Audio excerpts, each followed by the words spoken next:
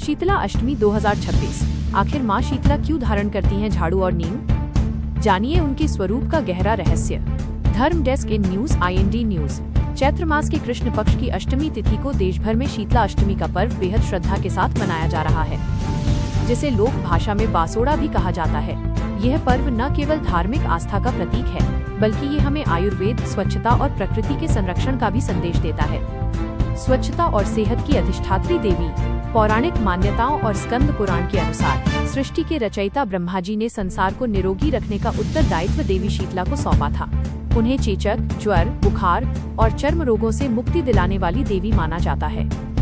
गर्मी की शुरुआत में होने वाले संक्रामक रोगों से बचने के लिए माता शीतला की आराधना अचूक मानी गई है। माता के स्वरूप का रहस्य। क्यों है कलश, झाड़ू और नीम? माँ शीतला का स्वरूप अन्य देवियों से भिन्न है।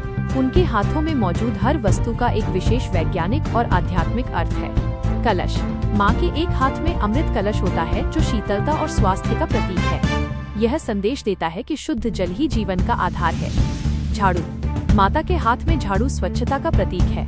यह संकेत देता है कि जहाँ सफाई होगी, वहीं बीमारियां दूर रहेंगी। नीम के पत्ते। माता ने नीम के पत्तों की माला धारण की होती है। आयुर्वेद में नीम को प्राकृतिक एंटीबायोटिक माना गया है, जो त्वचा रोगों और संक्रमण को खत्म करता है। सूप छलनी। उनके दूसरे हाथ में सूप होता है, जो हमें शुद्धता और छंटनी, अच्छे बुरे का भेद का संदेश देता है। गर्दभ गधा की सवारी।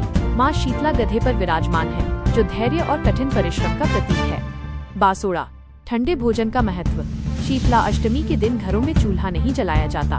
लोग एक दिन पहले बना हुआ भोजन, बासी भोजन ही माता को अर्पित करते हैं और प्रसाद के रूप में ग्रहण करते हैं। ऋतु परिवर्तन के समय यह परंपरा हमारे शरीर के तापमान को संतुलित रखने में मदद करती है। निष्कर्ष। शीतला अष्टमी का ये पर्व हमें सिखाता है कि भक्ति के साथ साथ स्वच्छता और आयुर्वेद को अपनाकर ही हम एक सुखी और निरोगी जीवन जी सकते हैं।